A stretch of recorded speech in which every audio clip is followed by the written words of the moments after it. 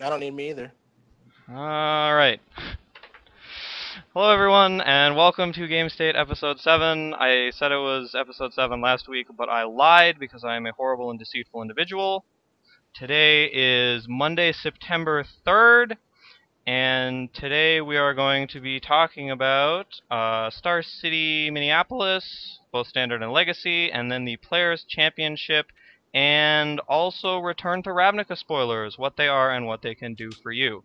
So I am your host, Adam, a winner is you, Ragsdale, and with me, your lovely panelists are Glenn Jones, event coverage manager for StarCityGames.com. Hello. Stephen Flavel, or Flavel, I can never pronounce his last name correctly. All right. Poker Pro and Magic Aficionado. Sorry, Stephen. Yes. It's okay. And Cedric Phillips, who is going to be a static image for our show because he's having some technical difficulties. But Cedric Phillips, professional magician. And by technical difficulties, you mean too sexy for a webcam. That is Yeah. exactly what I meant. The keys are like That's right what next I to each other. That's what I thought. Hello! So, to begin with, the Minneapolis Standard Open was won by Stephen Hink playing Red-Black Zombors in a top 8, also featuring 4 Delver variants, all of them playing 18 to 19 lands, 1 Nyapod deck, 1 Black-White Tokens deck, and 1 Friet, or Frights if you hate the French language. We're going to go around the table once and talk real quick about Standard, that tournament, and what's going on. Glenn, you get to go first. Give us your Standard. Sure. If you follow me on Twitter, you know I have no appreciation whatsoever for zombies as a deck, and I've certainly described it as unplayable at times. I really don't like it.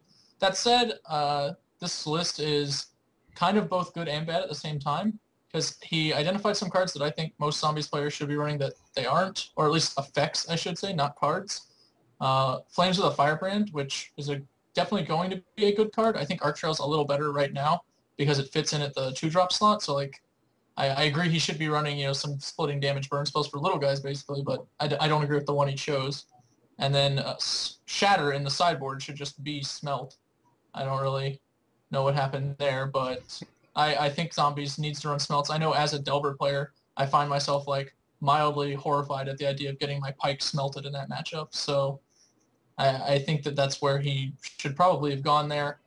I suppose there is some like theoretical credence to the playing Shatters and so that you can't get a mental misstep, but I don't think that that is a remotely logical response to the presence of mental misstep in the format because it's so inefficient compared to to the best option. Like Smelt's just like an awesome card, and there are other ones that are getting around mental misstep that are more efficient, like Nihil Spellbomb. You can play that before they play the Pike, so then that gets around a lot of stuff. And Tormod Script, like if you're really desperate, has a lot of splash damage against Snapcaster and can't be mental misstep. But I wouldn't do any of those things. I would just play Smelt, or if I want to board Nihil Spellbombs for other matchups, I would consider playing Nihil Spellbombs. Alrighty, Ced, Hi. you have any? Prince making top 8, kind of out of the blue there. Um, everything else in the top, like rather traditional, outside of Black-White Tokens, Zombies winning, and then Freets. So the one deck that kind of interested me, and it was a deck that I tested briefly on my stream, was Freets, making the top 8. A little bit surprised to see it make it based on like how much Delver there is, and I don't really consider that to be that great of a matchup for Freets, but I could be wrong about that. But for him to be able to make top 8 through, I think that was a 9-round tournament. And I know Freets made top 8 a little bit ago when we had that insane top 4 like 3 weeks ago. I was one of the decks in the top 8 as well. I just think it's kind of something to take note of. I'm not entirely sure how good the deck is. They've added threats. They've cut back on some of their heavier mana spells. They have 2 Wormcoils and still the 4 Elish Norns. So they don't have like 8 gigantic threats. But they've added some Thragtusk that they can track her instincts to and that sort of thing. I think the deck is fine. I think it's something that may become potentially more popular if Delver kind of declines, but from looking at top 8 and previous top 8s, it doesn't look like Delver's going anywhere. So that's about it. Okay, Stephen. Yeah, like another disappointing performance by Delver. Only 4 out of 8 in the top 8, and I really expect more from it next week. Standard looks pretty much the same as it's always been, which is the Delver is killing everybody, and it's hard to play other decks. The only exciting thing is 3 Jace's Phantasm and then Delver sideboard to me, and that's only exciting because of how terrible it is. So I don't recommend that. Oh, Hey, we've not seen the last of Jace's Phantasm on this show. He'll be back. Nope. Not even close. hey, We can talk really briefly about black-white tokens. It was a deck that was really popular before Avacyn Restored was released, and it's essentially a combo deck that plays like an aggro deck, but it's basically an infect deck where your combo is you need idiots plus anthems, and then you beat people. So it's like, its good draws are pretty good, but it's pretty unreliable, and I wouldn't recommend playing it in general. If anyone has anyone have anything else for standard? I don't think so. We can go. The only thing that just pops in my head is that Wolf Run Blue is like off the map now. Yeah, So, it was actually... won the tournament, but it's like gone now. I played in the SCG Classic series in Knoxville, and it was like one of the big decks there, which really surprised me because I didn't consider it like a good fit for the format with the way Infect has started cropping up. Really, that's like the biggest problem for that deck. And there was a lot of Wolf from Blue at that tournament, like 20 people about playing it, something like that, which was pretty big for the field. That's like 10% of the field. But there was also like 8 people playing Infect, and they just ate them all. So. And I think that it's just not very well positioned right now. So I agree that it was kind of strange we're not seeing it, but there's just a lot of enemies for it. And now that people are kind of familiar with the tricks, I think they may be just looking elsewhere. Okay. All right. Moving on really quickly to the Minnesota Legacy Open. The top 8 featured 8 unique decks. The event was won by one Kyle Olson playing Junk, which is essentially a Maverick deck that tripped, fell in a puddle, and emerged with Dark Confidants, for those who are not familiar with it. The top 8 also featured Scape Shift Combo and Mono Blue Tempo. So we're going to go around once again and speak really quickly about 8 different decks, one of which is Scape Shift and one of which is Mono Blue Tempo. Steven? I actually want to talk about the Omnitel deck, if that's okay. Yeah, sure. I mean, if that floats your boat. That's all right. Because I really love this Omnitel list. We talked about almost exactly this list. I don't know if it's card for card on a show a few weeks back when it top 8'd. And this list is in the top 8 again, made 2nd place. And I watched the entire top 8, and if you are into like 70-minute matches between Omnitel and Blue-White Stoneblade where the board state changes 4 times in 70 minutes, like, that was the top 8 for you, man. Yeah, I'm excited to see the deck still performing, still up there, and it was really cool to see it in like a drawn-out game where, it got to later turns. It wasn't just like, turn 3 I kill you. So that was, I won't say fun, it was interesting to watch. Alrighty. Cedric? You wanna touch on either Mono Blue or Scape Shift, since Steven... This Mono Blue deck hurts my eyes. A lot. I'm trying to be nice. It hurts. It hurts so much. Well, what do you think the good things about this deck are? The Jace's Phantasm can be a 5/5 for 1. Like, that's fairly large. I mean, that's pretty big for 1 mana. Do you think you need to do more work or less work to make that big than to make Phyrexian Dreadnought big? I would think you have to do more work than to play like Phyrexian Dreadnought and Stifle. That's the thing. Okay. The real question when you look at this like Mono Blue deck is this deck better than Merfolk? And like assuming that like they're like 2 relatively similar decks. And that's a tough question. Yeah, that's quite a line. You are aiming real high. That's what I was thinking. Is this deck better than the Ravnica pre-con? Well, yeah. Truthfully, I don't like either one all that much. I guess like from what I could hear on coverage and could tell, like this deck has like a pretty good Rug matchup, so maybe he beat Rug a bunch. But I feel like Merfolk has a pretty good Rug matchup, so I just don't know why you're not playing Merfolk. But I mean, you get to play Delver, which Merfolk doesn't get to do, and like, that card's pretty insane. Obviously, Steven would agree with that. I don't know. This deck just doesn't seem good to me. I'm not even going to beat around the bush. It's just not a deck I would ever consider playing. Congrats to him for top 8ing. More power to you. I'm sure it'll top 8 like next week, and I'll look like an idiot. But for right now, my recommendation is to stay far, far away. That's all that I can say. And the Omnitel deck is sweet, and that's it. All right. Yeah. The Omnitel deck is pretty similar to what we discussed last time, and I still like it. It seems like a really cool deck, but it's going to be harder for that deck to win and gain traction as people are just more prepared for it. On the topic of the mono blue tempo deck, like, I even kind of like the idea. I mean, this is basically like a pauper deck, right? Like, this deck is a pauper deck. Like, I'm not saying that, like, this version is, like, made mostly of commons. I mean, like, in the format pauper, it is actually a deck that is part of the metagame. Oh, yeah. I'm very familiar with the pauper deck. If you want to talk about that, I can talk about that. But I just wanted to be clear for our viewers that that's what this kind of is. And there's so many things that are, like, really awkward about it. Like, it's got brainstorms, but only 2 of them. And it doesn't have fetch lands to go with them, which are, like, pretty diminished. I mean, like, your monocolor decks are not that great, but still, you know, like, you're playing brainstorms.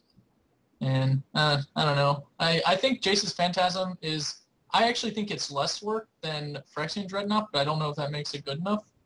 Like, he's pretty big game against the Rug decks because he's pretty much just a 5/5 for 1 against them since they're already trying to get to 7 cards themselves. It's not really that hard for them to get to 10, whether they wanted to or not.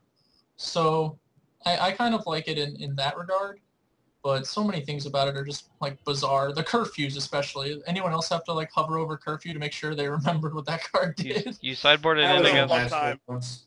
You sideboarded in against Pauper Infect. It's really Know good that? there. Yeah. That's actually true. Completely true. It is. I mean, it is. I don't know what it does in this format, but. Well, yeah, you get to reuse your spell stutter spray. It really feels like someone just, like, kind of, like, half got their pauper deck ready for Legacy, which is weird to me.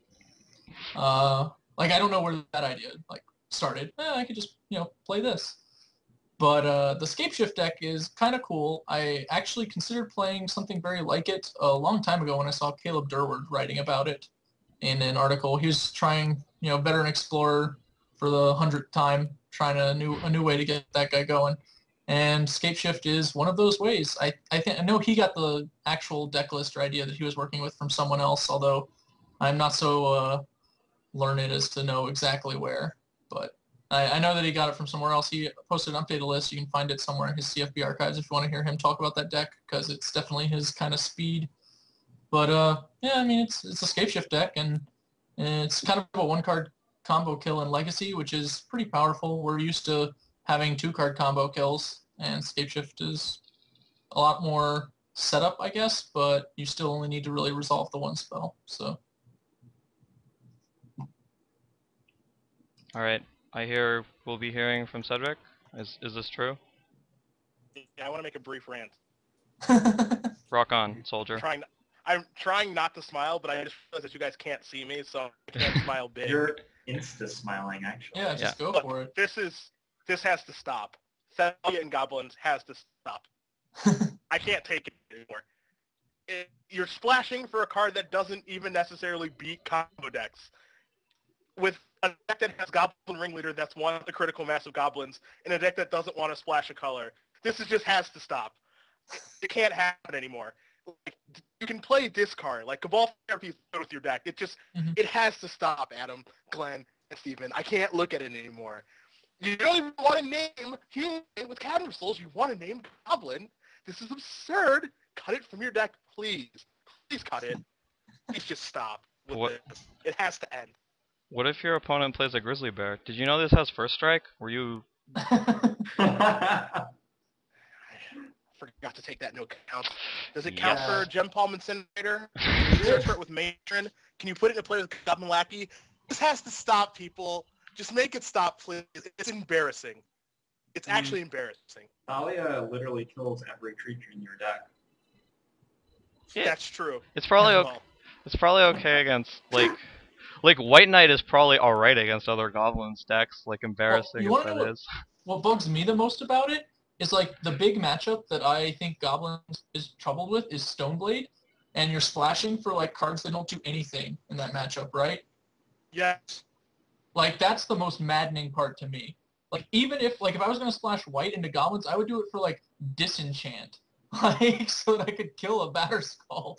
Like instead, it's just horrendous. And the Thalias, which you're right, like they don't do that much against combo. I mean, they're like a relevant card, but they're not huge. I'd much rather be playing Cabal Therapy because that's good against combo, and it's good against Batterskull. It does both. And it interacts with my deck because I have goblins I can throw away, like War Marshal. And like Synergy. someone said in the chat, Thorn is the exact same card and has no effect on your deck, and it's colorless. And they're just not playing it. It has to stop. Please make it stop. But there's a pretty woman on the Thalia art. Like there's no way you can say no to that. I mean, This is madness. This is Thraben. Yeah, it should be fairly clear that card not actually good in the Goblin's Mirror. There's no like, I do not wish to support that point of view. Anyway, I think we can we move on from Legacy? I think we've done enough here. The certainly the largest event of this past week was the Players Championship, which was effectively the individual half of what was formerly the Worlds Tournament, which had sort of a weird one-night stand with the Invitational, and we've now come up with this event where 16 of, I think, fairly inarguably Magic's brightest minds played a Pro Tour Stakes tournament in Seattle, in effectively an exhibition format. Clearly in an event that was designed to be viewed. And they had some sort of interesting rules and things which differentiate this tournament from other Pro Tour formats and formats we've seen in the past. So the first thing we are going to talk about, is that since it was sorry, I lost myself. Since it was an exhibition format, we had an event which was created to be viewed as opposed to be won, effectively, and I'm interested to hear how each person feels about a exhibition format for a large Pro Tour payout tournament. And we are going to Cedric first on this. How do you feel about exhibition Magic? So when you say exhibition Magic, you're basically saying that the tournament was meant to be watched by people at home more than like the outcome of the tournament? Yeah. I mean, priority 1 was viewership or viewability, and priority 2 was tournament integrity, sort of. Okay. Well, in that regard, I think that that's a good thing. Basically, because I think that you want to build an audience to watch the game to make things more popular, to like have more people to want to play and that sort of thing. I think that the tournament was basically, like you said, it was like for promotion for the most part, and I think that that's a good thing. Just because like it brings viewers, it builds the audience, all that good stuff. So if that is what they were trying to accomplish, then I'm all for it. Do I think that they accomplished it the best that they could? That's a different conversation. But if that was their goal, then I think that that's a good goal to have. Okay. Glenn? Yeah, I agree. I think that the tournament was definitely, like, that was what it was. I even, in the office, this is when this tournament was running as while I was, working. So, but viewing it's part of a lot of the stuff I do, like researching other people's coverage, seeing what they do, like how people like what they do. So it was interesting for me in that aspect because it definitely was like, there isn't really a purpose to this tournament except for those 16 people. Like, those are the only people whom the result for this tournament actually matters. And even amongst them, like, all of them are winners just for getting to play in it. Like, they all get, like, Minn $1,000 and an awesome, like, 3 days in Seattle hanging out with friends and, other talented magicians. So, it's kind of hard for anyone to see a downside. Like, the EV on the tournament's just incredible because of the $10,000 first prize and the minimum $1,000 prize. So it's impossible to walk away, even if you got destroyed, as some people did, for the vast majority of the tournament, it's still like, going to be a good week, basically. So I think that the tournament was successful in that regard. Like, it had a lot of viewers. I think it came very close to cracking, like, not 10,000. I don't think it got there. I'm pretty sure it hit over 9. But I don't think it got quite to 10,000, which is pretty big game, right? For viewers on a live Magic stream. I can't think of anything going much past that. I haven't kept track of the Pro Tours, though, myself, so can't really say. I know it seems like a lot.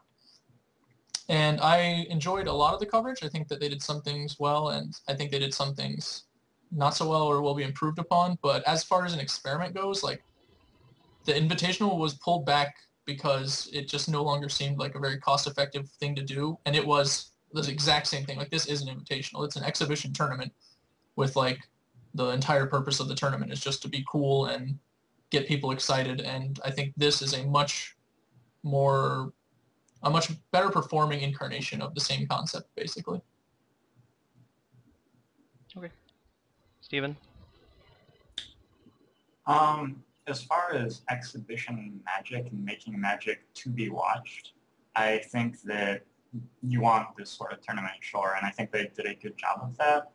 I think, though, that there's a lot more progress to be made as far as making people watch Magic and, like, presenting it to them in a way that Magic should be watched or can be watched satisfyingly. And we've talked about this tons on previous shows. But I just thought it was interesting that they went through all this trouble. They have a massive prize pool. They're inviting people. They're, like, changing the rules so that they have to play every match, et cetera, et cetera, et cetera. And yet the coverage itself was just the same old stuff. You still were not even seeing all of the matches. Like, what exactly is the point of having the players, like, forcing them to play all of the matches if you don't even have text coverage for all of them? So I think the tournament's really cool and it's great to have it in place, but to get people watching Magic more, you have to, like, change what watching Magic is, not change what the Magic being watched is. I think that sentence was, like, correct in English.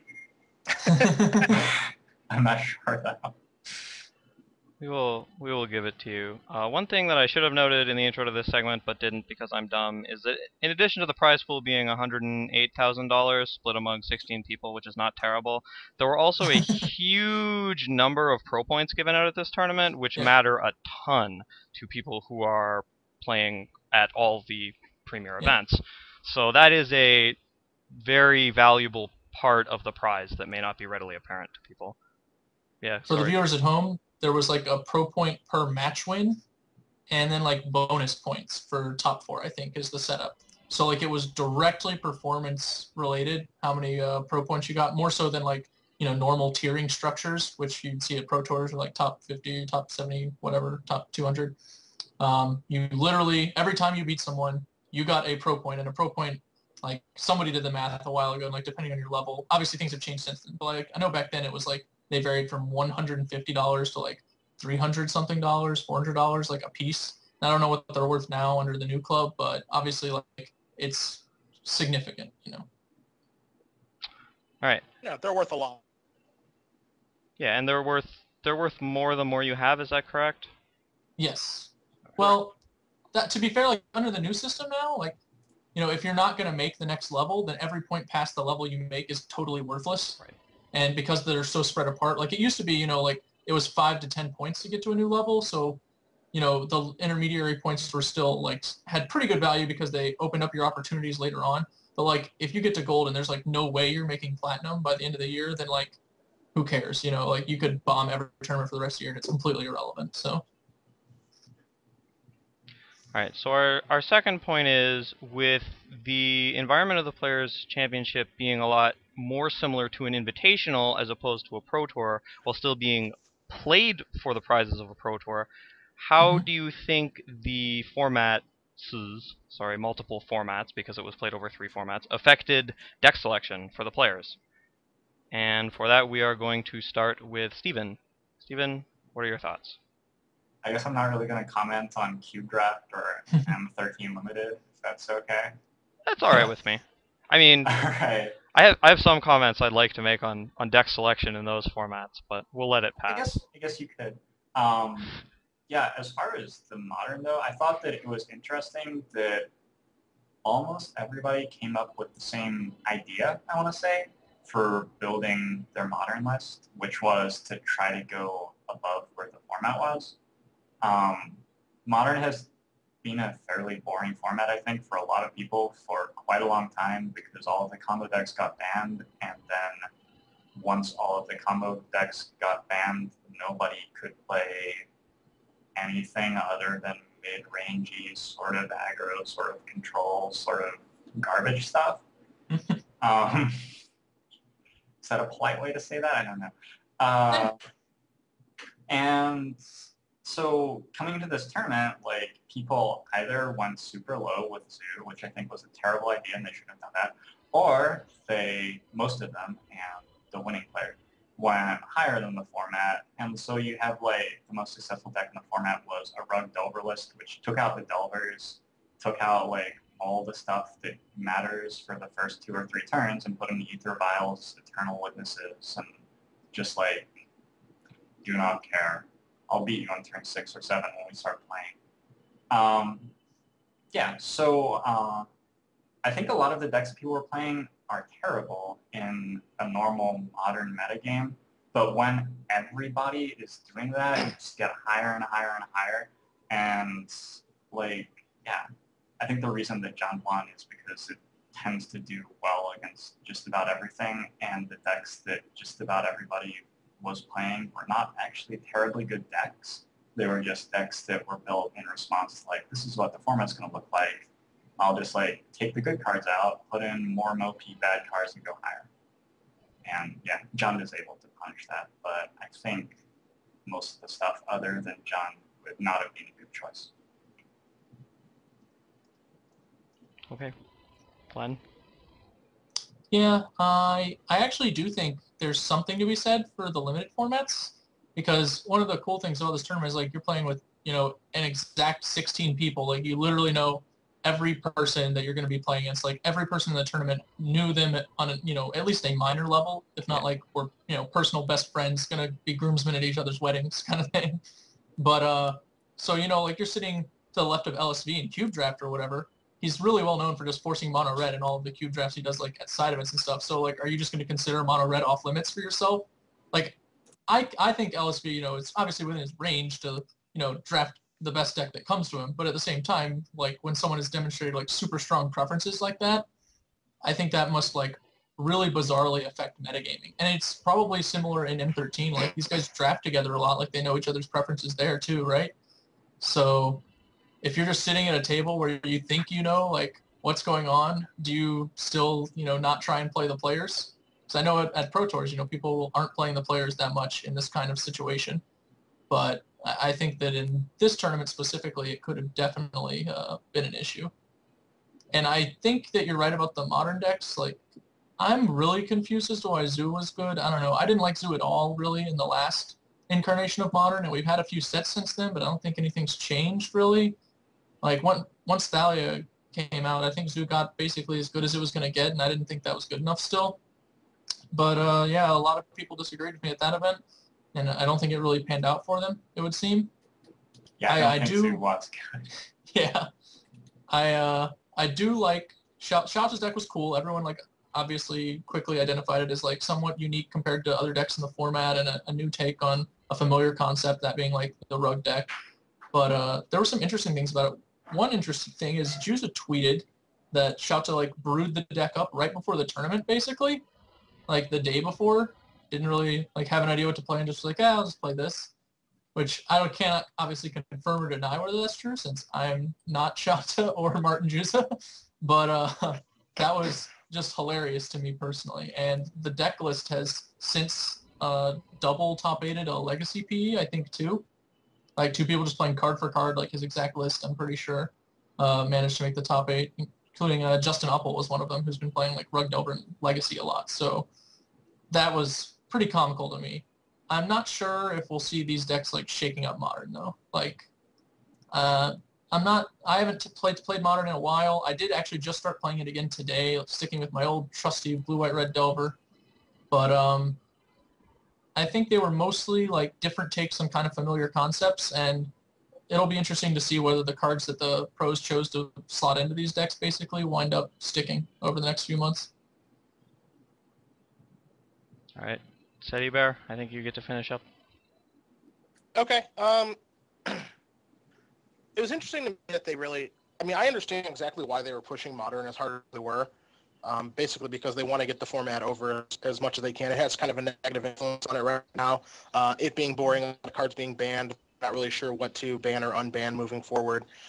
So this kind of helps them figure it out. If you can kind of look at it as, they were kind of the guinea pigs of the format and where it's at right now is one way to look at it. I think that everyone has a pretty positive thoughts on M13. It's really considered to be one of the best core sets ever, and just a good uniform anyway. So I was perfectly fine with having that. Cube, I think, was a fantastic idea as a format for that tournament. I don't think that they covered it especially well, but I think as having it as a format was a fantastic idea because it is like the most polarizing format in Magic right now. Like everyone has an opinion on what they think are the best cards, the worst cards are, what the best decks are. It's a very heavily opinionated format, and it's incredibly popular. So much so that it destroys the Moto economy when it's on. That's how popular the format is. So I think them having that is just a fantastic idea. The execution of the idea was not the best, but that's another conversation entirely. As far as Modern goes, like I said, kind of the guinea pig type thing, I think that the deck selection was very strange, as Glenn said. I sat down with Owen after day one. We had dinner together, and I was kind of like, why did you play Zoo? Like, who did you test with? And like, Owen tested with Reed in New York. Luis, Ochoa, and Raptor tested with each other. Juzo was with the Japanese. Kane was on his own. Quo was on his own. And like that's kind of how things got segmented. So I was wondering, how did they come to Zoo, and then how did Channel Firewall come to Zoo? And it's like, well, Raptor played counter Zoo in Philly. Owen has been playing Zoo in Modern, so they kind of came up with them independently, and then came with rather similar deck lists. And then my question for them is, but how did you come up with Zoo? That deck's not good. And basically their argument was, we tested, and it was beating the pod decks and handling the combo decks well enough, and it's just it's a better aggressive deck than blue, white, red Delver, which I haven't played a lot of blue, white, red Delver, so I don't know if that's true or not, but my gut is going to lean towards the guys who are better than me at Magic. That being said, like, it just doesn't seem like a good deck choice to me, because it just doesn't seem like the deck is good. But it kind of things that kind of influence, and it gets really, really strange and awkward because you're preparing not for a huge metagame of what you think people are going to play, because going into this term, that no one's going to play a psychotic deck like Living End. Like, no one's going to. You're not going to prepare for that deck unless, like, I'm in the tournament. Like, you're not really going to prepare for Red, Green, and Tron. There's a lot of decks that you're not going to prepare for. So the metagame is much smaller now. And so now things just get incredibly, incredibly inbred on like what decks you're going to play and what sideboard cards you're going to play. So basically where I'm going with this is like, you can take those results and, analyze them a little bit, but it's very, very hard to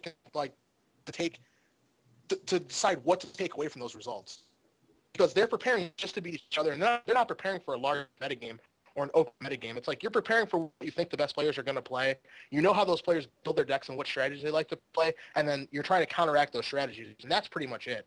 Like, moving forward, if I'm going to a Modern Grand Prix, there's no way in hell I'm going to play like the Zoo deck those guys played. I just don't think it gives me the best chance to win the tournament. Or like Jund is fine like an open format. I'm trying to think maybe something like a little more fringe. Like the deck that Shota played seems like a pretty metagame-ish deck. Mm-hmm. I don't know if that deck's actually good or not. It doesn't. I understand like some of the things that are powerful. Witness with Violent Cryptic Command, viling in a hunt match and being able to flip immediately. Like, those are powerful things. Is this deck good? I don't know. Like, is Finkel and Kibler's deck good? That looked terrible. Doesn't look like it did anything. But like maybe in the context of that format, like of the 16-player tournament, it's good. So you just have to always be cognizant of like what you're looking at and how to analyze those results. I don't think any of those decks are good open field tournaments besides Affinity or Shunned. But in the context of that tournament, I think that they're like okay, I guess. But it's very interesting what happens when it becomes a 16-player field instead of like a 1,000, 2,000 person field where like in a 1,000 person field you have to plan around playing it around decks like Living In, like Death Cloud, like Tron decks. Whereas in this tournament, those decks you can immediately dismiss them because you know none of those players are going to play those decks. All right. Steven, So- you have... Yeah, sorry. Go ahead. Yeah.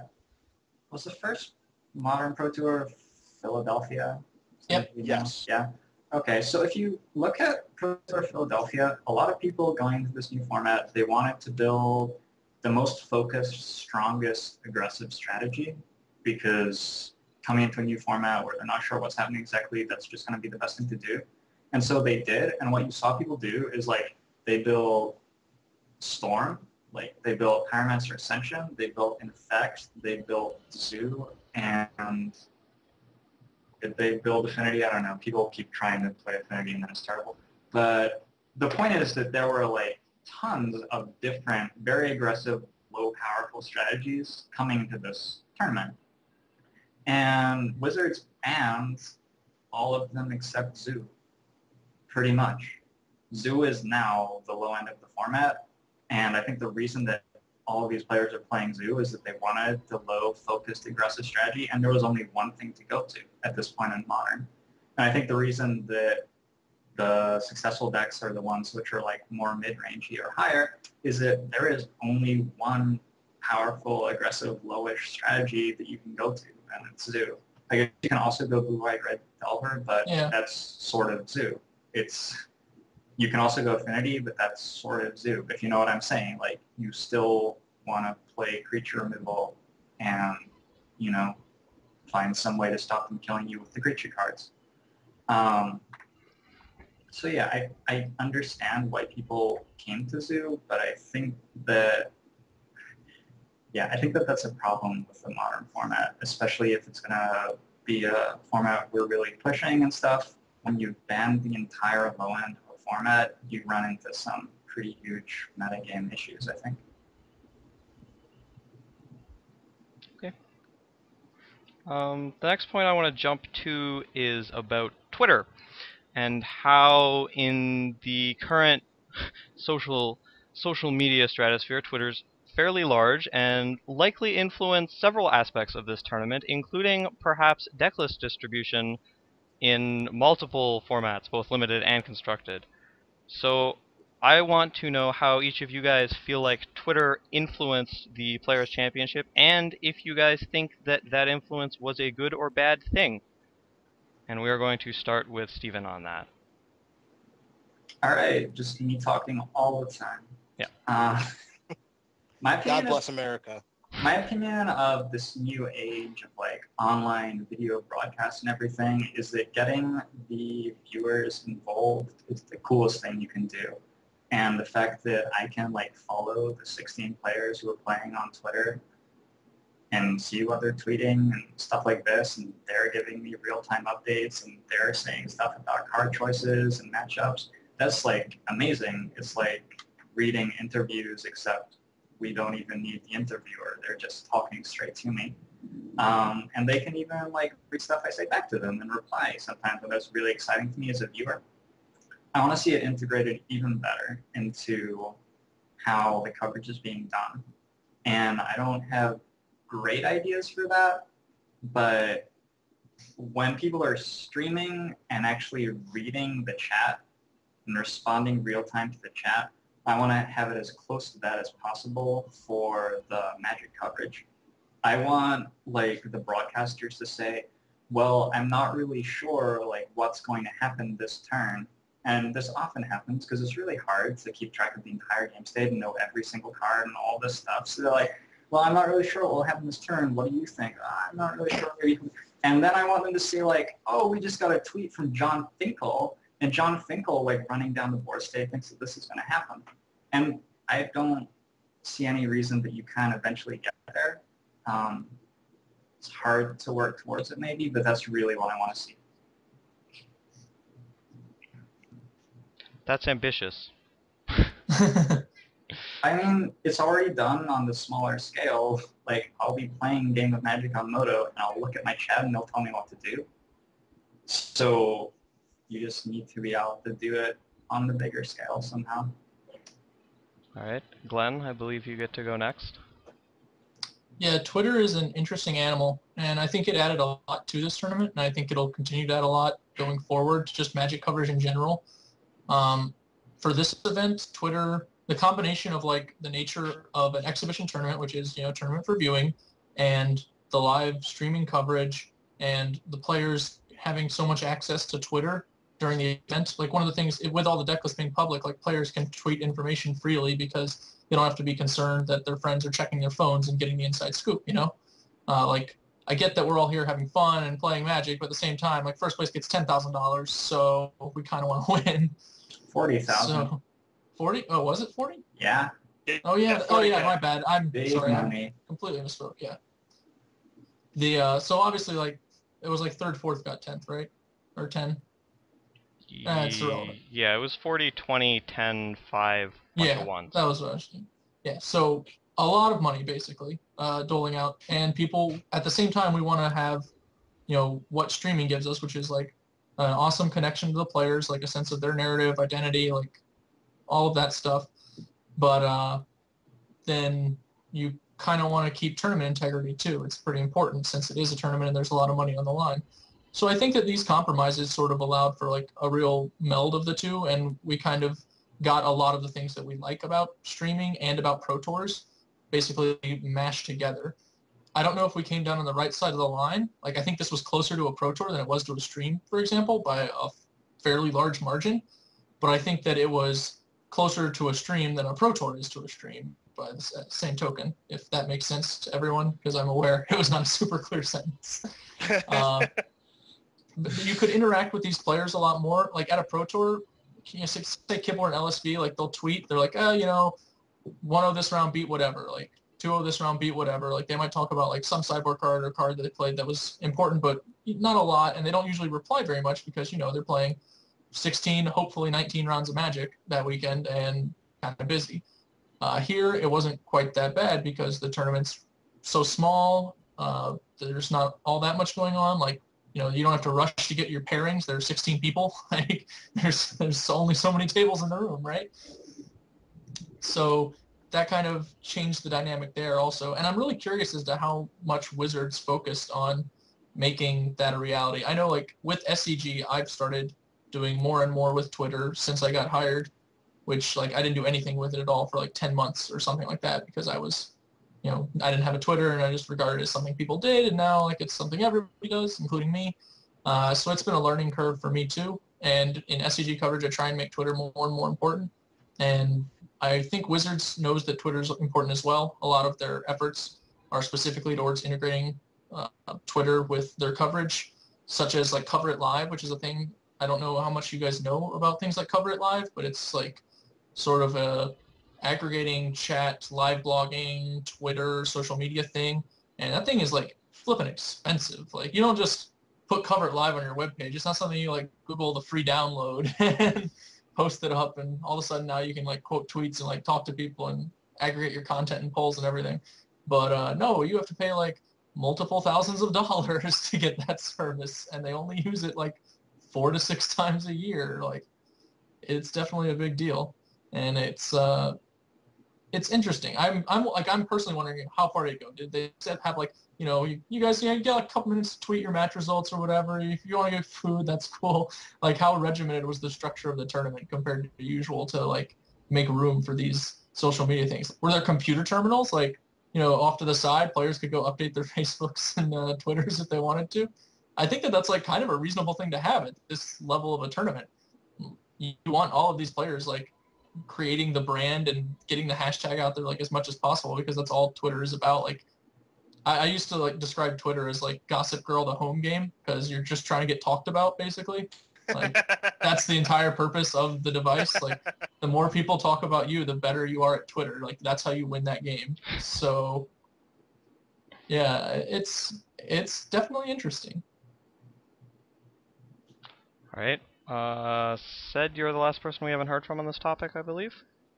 Yeah, without going into my article topic too much this week, in which I'm comparing League of Legends to Magic, and where we are not as good at what we're doing compared to them.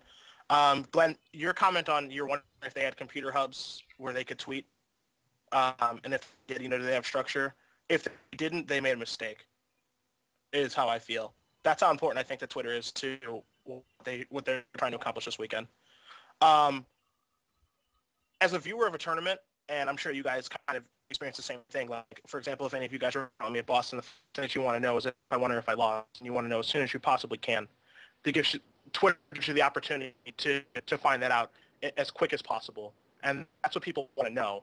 I remember, back in the days of coverage, and it's not like it was that long ago, but, I would keep refreshing the coverage page and then clicking on the standings page to see who won and if they won or if they lost, and that takes a while. Sometimes it takes too long to update. And in the world that we live in, we want to know the answers to this question as soon as we possibly can. That's why tweeting was so important to that tournament. That's why Facebook is so important to that tournament. Everyone wants to know this stuff as soon as they possibly can.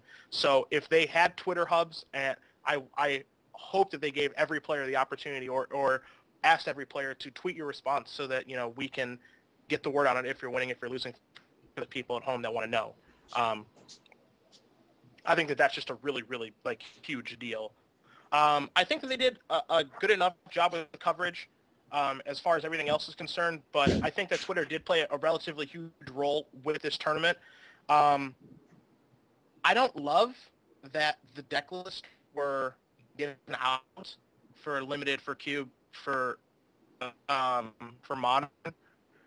I've been trying to think of what they could have done to fix it other than hoping that every player was going to be honest and not, get information from their friends, which is sketchy at best. But I think it really ruins, some of the gameplay that you can have when you're playing against someone, especially in limited, where you, there are tricks that you can bluff. Not so many in M13 as other limited formats, but, you can't really, when I have my deck list in front of you, I have your deck list, I'm just going to, the creatures don't really matter. I'm going to look at what your instants and sorceries are. I'm going to go, okay, I'm not going to get ruined by any of those. Let's play Magic. And then, then we're going to battle. And, that just takes, everything out of the game to me, especially in a limited game, where you can bluff so many different tricks. And, I'm going to attack I have a Titanic growth for, X amount of turns. And if I don't have Titanic growth in my deck, that kind of ruins that, a lot. Because personally, I'm a huge fan, and I know that, Mike Turian, when he was playing, he was the guy who would attack with nothing a lot. I mean, people would not block because of, so much respect for him. And, he would get damage through that way. Crucial points of damage in games because it's oh, well, it's Mike Turian, he probably has it. And he just, wouldn't have it a lot. And, that was a big part to his game. And, if I, hand you a sheet of paper and the paper says in font, you don't have it ever, shit. It doesn't work now. And I think another part to it is just in Modern, where, 15 sideboard cards are a pretty big deal. So example, if someone was playing Storm and they wanted to transform into the Deceiver Twin combo, that just doesn't seem like a thing that they can reasonably do. I guess they could sideboard in all 15 and then board. They can sideboard all 15 shots accordingly, but the fact that that's even an option for them is going to change how you sideboard, and then it lets you hedge accordingly against the combo. So I understand the difficulties of not being you don't want people to be kind of scummy and these texts and tweets and emails from their friends on their phone, be hey, he's got this and that.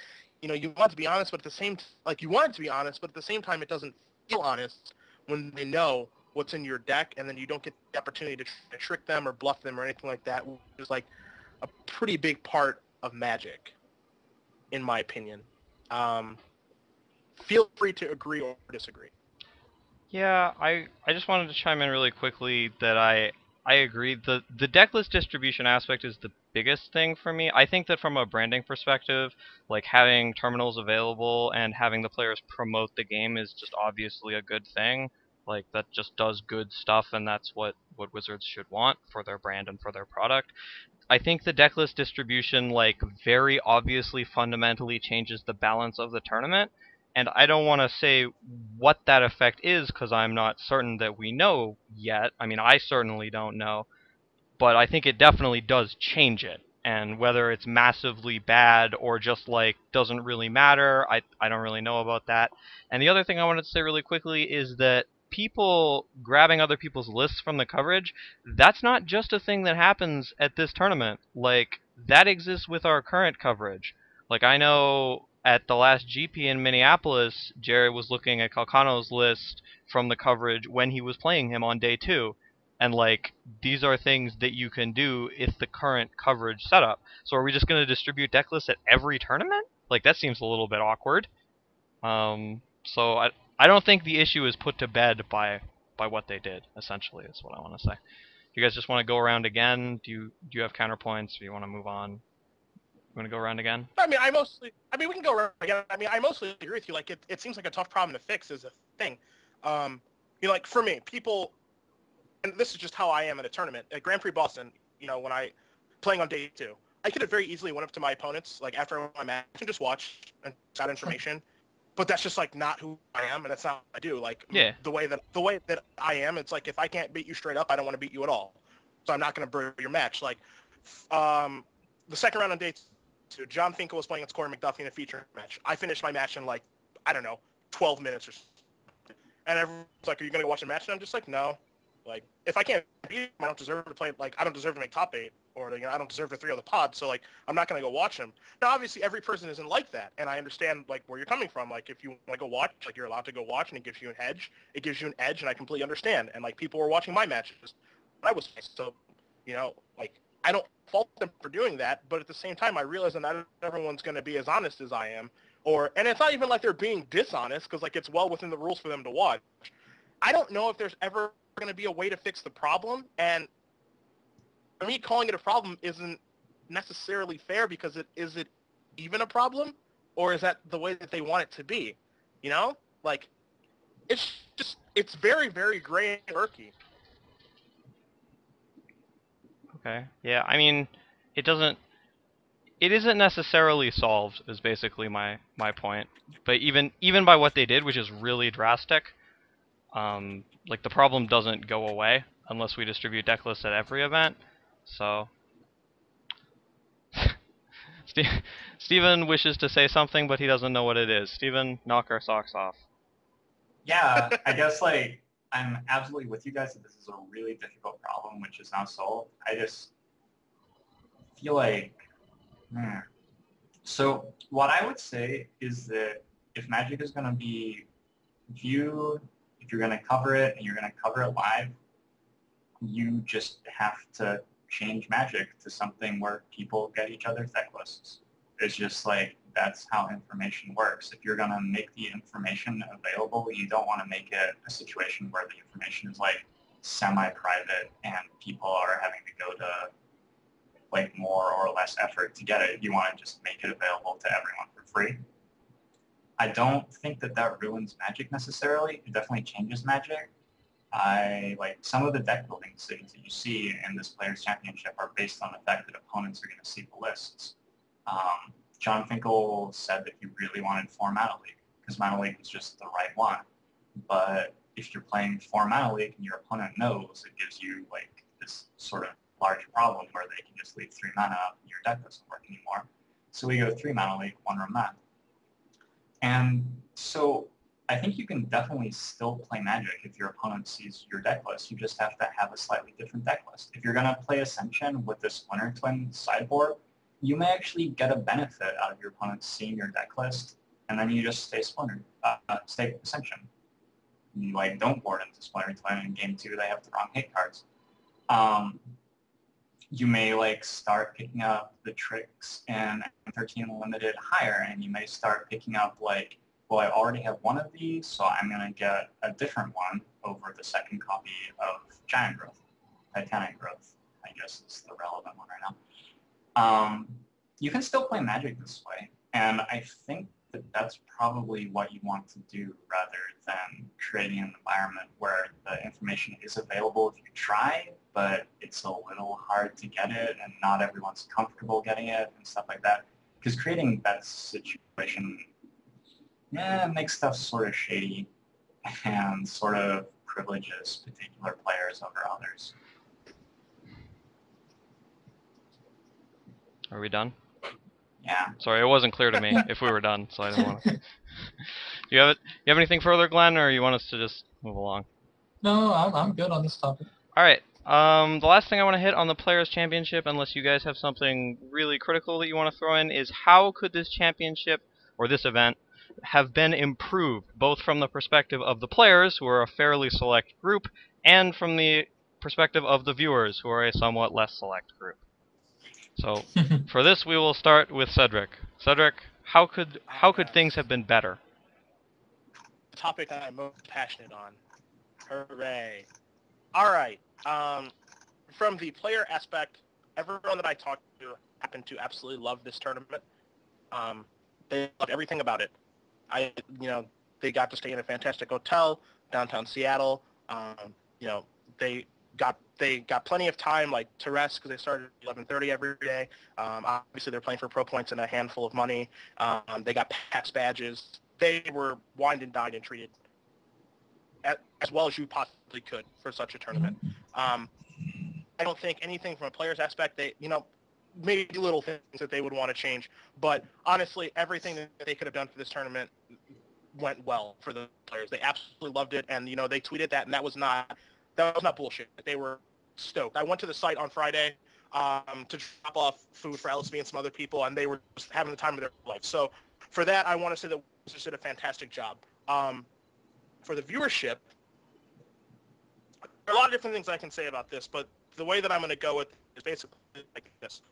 When I turned on the coverage for the Players' Championship on Thursday, I did not care who won.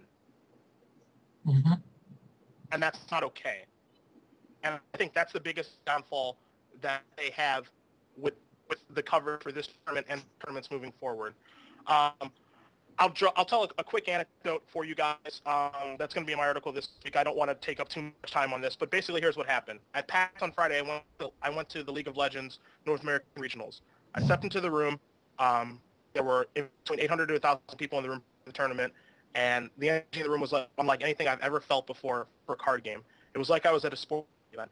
And there were two teams playing against each other, Counter Logic Gaming and Team Legion. Keep in mind, I know nothing about this game. I don't play it. I just watch on occasion. Steven, I think you said your brother plays this game, right? His Vaguely. brother.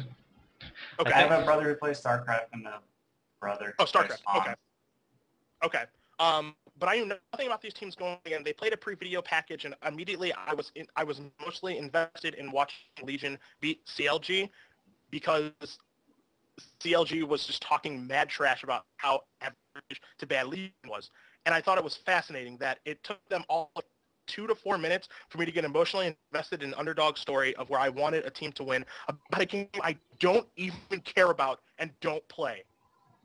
And from that point on, I was like, I'm not leaving. I'm going to watch the conclusion of this match. And by all standards for a League of Legends match, Game 2 was one of the best League of Legends matches that has ever been played on stream. And I could tell that even though I don't play the game. My point is this. I cared who won that match. And I cared the outcome of that match. And that is a huge deal for whenever you're watching anything that is competition related. You want to care and have an emotional investment, or you're just going to turn the channel or go do something else. When I turned on the Players' Championship, I turned it on because I felt like that's what I was supposed to do because I play Magic at a high level, and so I wanted to see the best players play. But I didn't care who won. And I don't feel like a lot of people who turned it on cared who won. And I think that that's the biggest problem, and that's the thing they need to fix, not just with that particular tournament, but for all tournaments moving forward, is that you have to have a vested interest and emotional attachment to people who are playing, or you're never really going to care about the coverage except for you tune into it because you play Magic, so you feel like you're supposed to tune into it. That's it. All right. Steven, you get to go next, I believe.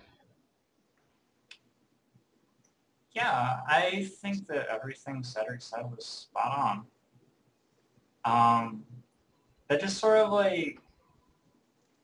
knocked me off my feet a little bit because I've been wondering sort of what's missing when I'm watching Magic. And it really is that feeling. And I've just never gotten it out of watching Magic. Unless I know the guy who's playing, I just don't get that feeling of I need this guy to win. God. how do you make that happen? I don't know.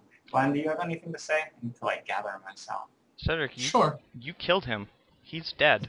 Never done it. I didn't think that was possible. He's so much smarter than me. I didn't think it was possible.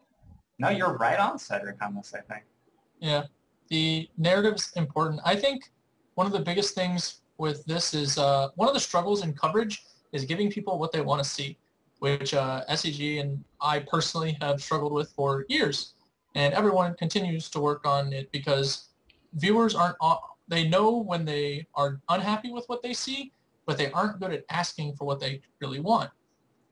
Like polls, which we used to do a lot of at SCG, like consistently would track results that did not match our like viewer meters or whatever. So that in and of itself just tells us already, you can't really rely on what people think they want because they don't seem to know. The big thing they definitely want that always tracks well is when people are playing Magic, they're more likely to watch. If there's a match of Magic the Gathering on the screen, they are more likely to watch it. If the deck is more interesting than the decks that are usually there, they are more likely to watch those. If the players are more popular or more well-known than other players, they are more likely to watch those players. Those are the things they want to see. So here we had this tournament, which was 16 including the best-known personalities in the game by far. Like, even if you're not like, super into coverage or whatever, you should know who like Alex Hayne and like Reed Duke and Shouta Yasuoka are. Like, these are, those are the lesser known players in this group. And they're all still like very well known on the pro scene. So every time we weren't watching two of these 16 awesome people playing Magic, like that kind of like just felt like a dagger, we had these deck techs and interviews, and some of them were good, some of them weren't. I think by and large they varied like closer to average or mediocre. There weren't any that I recall being like especially awesome. Whereas all of the matches, whether they were awesome or not, like to a viewer in their head, they're just thinking, I really wish I was watching, John Finkel play or Brian Kilmer play, but instead I'm listening to this interview, and I don't really care that much about this deck or this person or what they have to say. And so it's bizarre because at tournaments, it's easier for people to take it. Like when they have a 10-round GP or whatever, people don't mind getting the break from Magic every now and then because it's a huge tournament. Not even all the matches are someone they want to see. So, time for an interview, time for a deck tech, stuff like that, not a big deal. Same with a Pro Tour. But at this tournament, they knew all 16 people were awesome. They knew these were the matches that they really, really wanted to watch. And so they responded a lot more negatively to non-match features, which very interesting stuff because we noticed something very similar happen with SCG when we took away replays for like a couple of weeks. If you watch our streaming coverage, we replay matches from the weekend during some of the short breaks we have to take to get commentators, water, food, whatever. And when we took away the replays and subbed in like some other features or commercials, even like new stuff that they hadn't seen, a lot of people were just like, I miss replays. Like I want to watch the Magic because maybe I wasn't here for that match and I would like to see the match you have.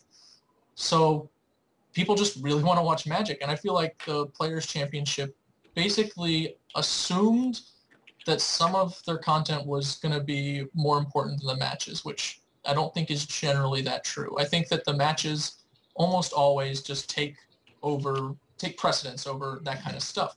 And I think that the chat and Twitter generally just reinforced that. People really liked the matches. Like they talked about the drafts. I should say like the drafts are another thing too. Like that's basically, I would lock that in as being very much like a match, watching someone draft because it is relevant to the tournament. So that also was pretty popular, especially people discussing picks. But generally speaking, like I think that the tournament strayed a little far from focus on the coverage, strayed a little far from focus on the tournament itself, rather than on just some of the smaller happenings, and that made it kind of difficult to get really the narrative of the tournament going, especially because the interviews weren't really selling that narrative very well. Okay. All right. Glenn, your point about interesting decks, people like watching interesting decks, that struck home with me because I was thinking about when have I been like invested in who wins watching Magic coverage. Mm-hmm. And for me, it's always been about the deck, and it's always been either I play this deck, which I think is very common for people. If you play Blue, White, Red Delver, you want to see someone playing Blue, White, Red Delver, and you want to see them win. Like, duh.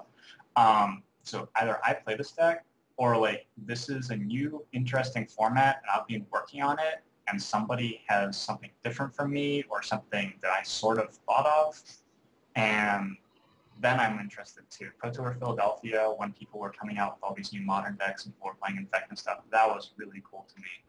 And I think like the most invested I've ever been was watching Star Wars Kid play Mind's Desire in the top 8 of a Pro Tour just forever ago, because I played blue-green combo in the same format, and I thought Mind's Desire in that deck was horrible. Like, just terrible. There was no reason to put Mind's Desire in your deck. After 5 games with that deck, I had worked out that card choice was wrong.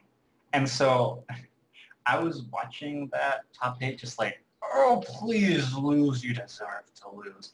And maybe that's like, I don't know, it got me watching. Maybe that's not what you want people to be thinking when they're watching Magic, but that got me invested. So I think that the way to get people more excited about Magic has to do with like the formats and the grassroots. Get them playing these formats at FNM. Get interesting formats coming out where people are developing new ideas, and have them available to the players as well. I think the Magic Online Cube Draft thing is an awesome idea as far as that, because anyone can play it, and it's a brand new format, and then you can see the pros play it and see what they do, and be like really pissed off that this guy drafted White Weenie and want him to die. And get excited about like Channel Justice play it, you know. Alright, I have a couple quick points I wanted to make. One which really quickly fell under the broad topic of improving the event, and I think we mentioned this briefly before, was I think they could like very easily have staggered the matches for better viewing, even though it would have disrupted the tournament per se, because like the purpose of the tournament was very clearly for viewing first, and then like to be a tournament second. So like I don't think there would have been an issue there. But the other points I wanted to make are about narrative, because I think a lot about that, and I've talked to various members of the show at different times about it. One, I think it's possible to have narrative in a Magic tournament. Some examples that leap to mind are, for example, Hane at that Pro Tour. I think there was some narrative going on there, like people clearly cared if he won or lost. But I think that longer tournaments where people are more likely to have interesting decks, and formats where there's some sort of animosity or like attitude other than just like friendship and like, oh, we're all gonna go eat lunch after this while you're playing, are more given to creating narrative than this one, where like obviously everyone knew each other very well, and like I think we watched some games in which like take backsies were occurring in their like 108K tournament, which is not great from a narrative perspective. The last thing I wanted to mention super quickly was that I think a great way to establish narrative, and really for people who don't have any independent experience with the players to feel like they get to know the players and find someone to root for, is in fact streaming. When you watch someone stream, I think that a large part of what decides whether you like that stream or not is whether you like and or identify with the personality of the person involved, as opposed to how fantastic they are as a Magic player, or what their match win percentage is, or perhaps how many Pro Tour top 8s they have. And if you have people who are creating content like that, it's very easy to create a narrative. I've watched this guy play, he's awesome, he says neat things, he's interesting, stuff like that. That's what it takes for me, at least, to want someone to win over wanting someone else to win. So that is perhaps an area we could look at if we're trying to create narrative in Magic.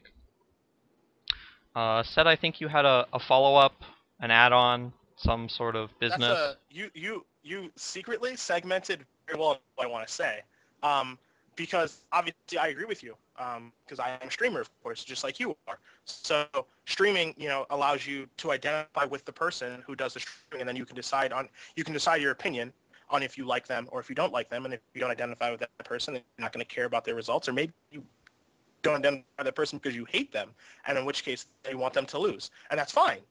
That's perfectly fine. But when I and I'm going to kind of go back to the emotional attachment thing that I said earlier. Steven said you can have decks be, the storyline of a tournament But I think there has to be multiple storylines between either decks or players or possibly the teams of the tournament. Either way, there are multiple different ways that you can create an emotional aspect with the people who are watching the tournament so that they care about the outcome of either a player, a deck, or a team. The example, and I'm just going to play a little example with you guys really quickly. Adam Ragsdale, do you know who Tim Tebow is? Yes. What is your opinion of Tim Tebow? Like an actual opinion, or if I know very little about him. I think that was enough. Just Yeah, you did pretty good. You have some sort of opinion on one way or the other, I would assume. Sure. We'll say that I do. I know some things about him, so I have enough information to establish an opinion. I mean, Glenn? if you're, yeah, Yeah, right, sir. I'm very familiar with him. I almost hit him with my car once. Was it? That's interesting. Were you aiming or like? No, he was parked illegally, and his car was very black and it was very dark. He was parked in a bus stop at UF, which is where we both attended college. So it would have been completely his fault if you ask me, although I am a pretty bad driver. And this was a year after I almost hit Chris Leak with my bicycle too. So like, I was not running well with UF quarterbacks. I'm aware that that's a super tangential story to anyone listening, but let it be said that I averted disaster twice of my own making, basically. So you just missed him, or you almost hit him? Which one? Exactly. Exactly. Chris Leak I just missed. Tebow I actually like refrained. I hit the brake. All right. So. Steven, an opinion? The sort of exact, I think. Oh, you don't have the video up, do you? Well, was that a thumbs up or a thumbs down? It was like a fist in the air sort of deal. Okay. Our fist. Yeah. Where I'm going with this little anecdote is, something about that gentleman, whether you are a fan of his, whether you are for or against his religious beliefs, whether you think he is good or bad at football, you have a concrete opinion about Timothy Tebow. I'll ask you this question, and you know at least something about him. When you look at a player like Paulo, Vito Donnarumma, Conley Woods, John Finkel, outside of, let's say, John's accomplishments in Magic, what do you know about him? You're asking like three people who do a Magic the Gathering weekly news podcast, you realize? Well, I think his point is valid. Like, I have actively met a reasonable percentage of those people, although I don't know them deeply, and I still basically know nothing about them, whereas I have opinions on which League of Legends player I would root for, and I'm terrible at that game and have never met anyone. So I think his point is valid. We are people who run a Magic podcast. I play Magic professionally, and I have been for the past 6 or 7 years. I am relatively good friends with a lot of these people. And I don't feel like I know that much about them, and these people I interact with on a 2 to 4 times a month basis. And for me, someone who is very, very involved and ingrained with the game, as far as like someone who just plays Magic or cares about the tournament scene at all, what do they know about these people? Nothing. Like, they know that Paulo hates white weenie. They know that Conley likes to brew and plays bad decks at tournaments. They don't know anything about the person, so they don't really have a lot of emotional attachment or to care about the results of a particular tournament. Whereas in other aspects, be it league, be it professional sports, you know about these people, you have an opinion about these people. That is what I think is one of the huge things that's missing about this game, and that has to get fixed in order for coverage to get better and for more people to watch coverage. I would agree. Does anyone else have anything further on this topic? Can we bridge to our next topic, which is slightly related? I'm ready. Okay. I'm going to assume that means you're ready, Steven. I don't know what the hand dolphin is, but okay. All right. Well, the next thing we're going to talk about super quick is the coverage itself and specialization within coverage, I believe. I'm going to go to Glenn first on this, since this is his baby, I believe. Glenn, tell us about specialization within coverage. Okay, getting commentators for coverage, which if you're in the chat, we've kind of been talking about that as a side topic a little. Commentators are difficult to get for a lot of reasons. they're busy, for one thing. A lot of them are players, so if you think about bringing them to a tournament, they may very well start considering playing in the tournament instead, and then no sir you on working for you. So that's one of the hurdles. Another one is the better the player is, often the better players make better commentators is a theory postulated in the chat, which is not always true, but there are a lot of players who are very, very good at both. And those players prefer to play more often than they prefer to do coverage, as a general rule, with minor exceptions. Now, what that means is you don't always get like the strongest possible commentators each week, and you certainly don't always get the commentators you would prefer, for a variety of reasons. Everyone has their favorites. Like, I'm sure all of you guys watching us right now, like, have your favorite commentator from SCG, your favorite commentator from Wizards, and you don't get that person every single time. And that's just the luck of the draw. That's how it works. Not everyone can work everything because there's so many weekends. So Every with this, 7 though, days. yeah, like, I can't even work everything, and I do it, full-time as a job. I can't even work every weekend. And I'm not saying, like, that I'm any of you guys' favorites, although, I might be. But it's hard.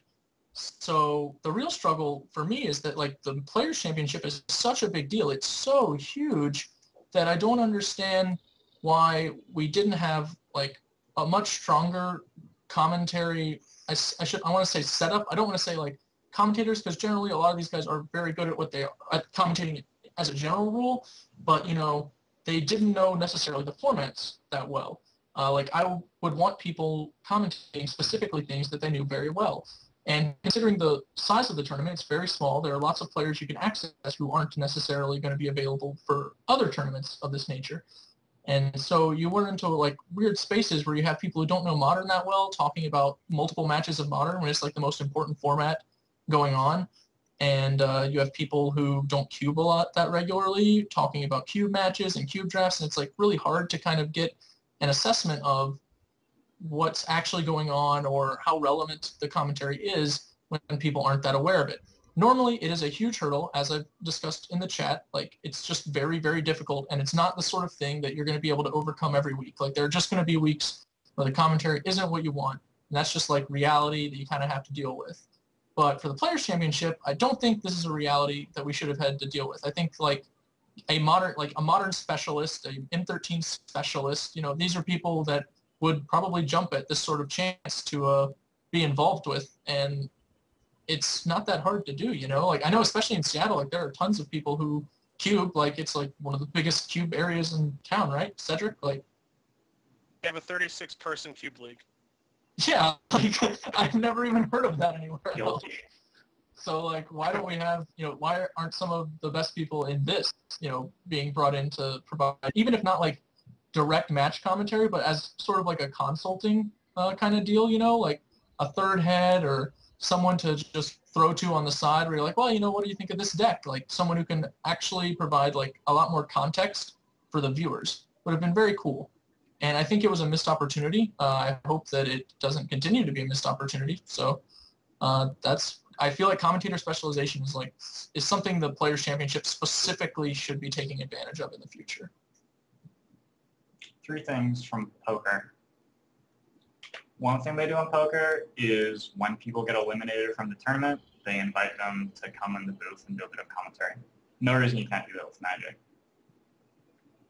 Another thing they do with poker is people literally walk away from the table to tell someone their thoughts, either on a hand that they just happened and then they folded, so they're walking away from the table now, or, like, they're in a hand currently, like, they just went all in on the river or something, and then they go and talk to someone and they're on the mic and they're, like, discussing whether they think the guy's going to call and what they had and stuff.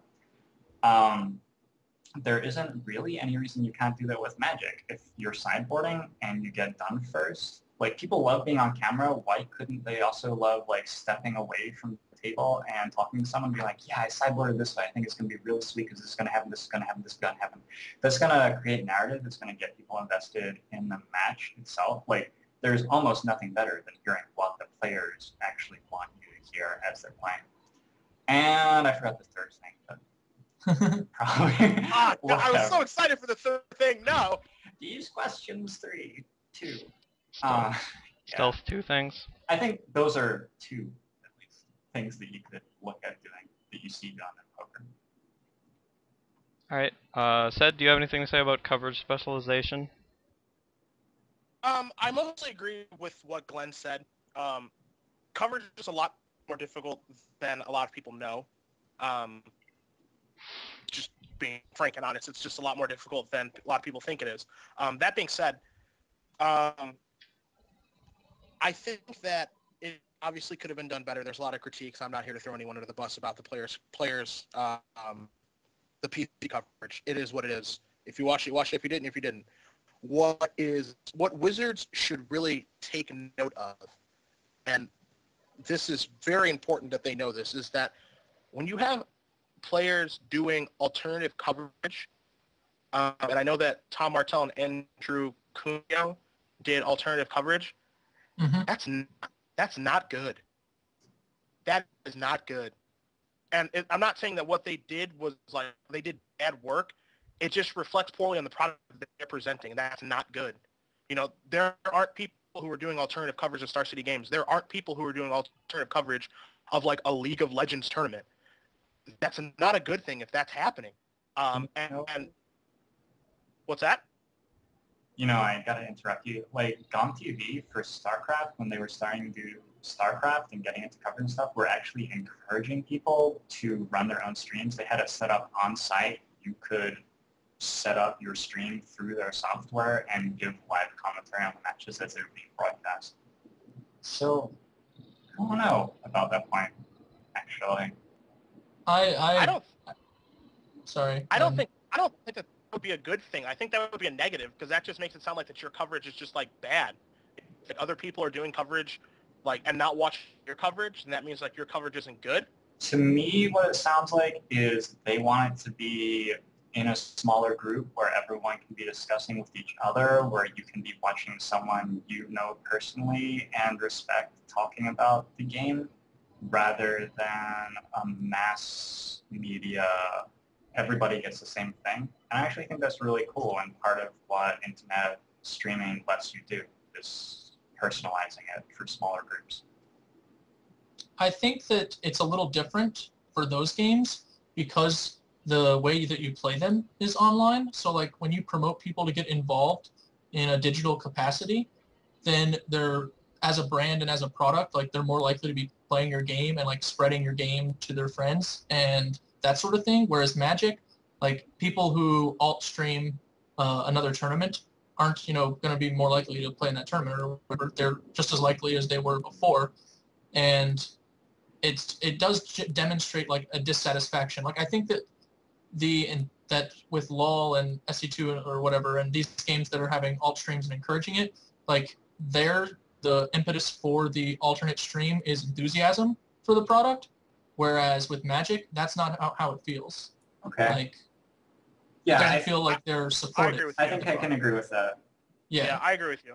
It's like a very subtle difference, I think. But. Like they're doing it like SC2, SC2 and like League of Legends stuff. They're doing it like not to like dig at coverage, but they're doing it just to like help coverage and like assist it along and like help promote the game in like a positive way.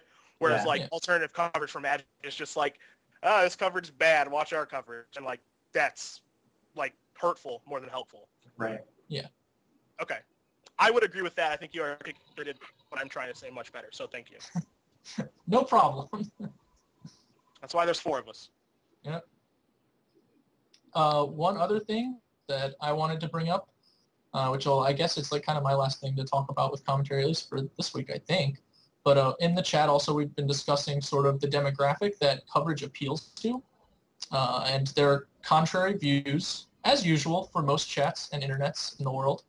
But specifically, chat being marketed, chat is not marketed to players looking to get on the Pro Tour, or coverage, sorry if I misspoke there, I think I did.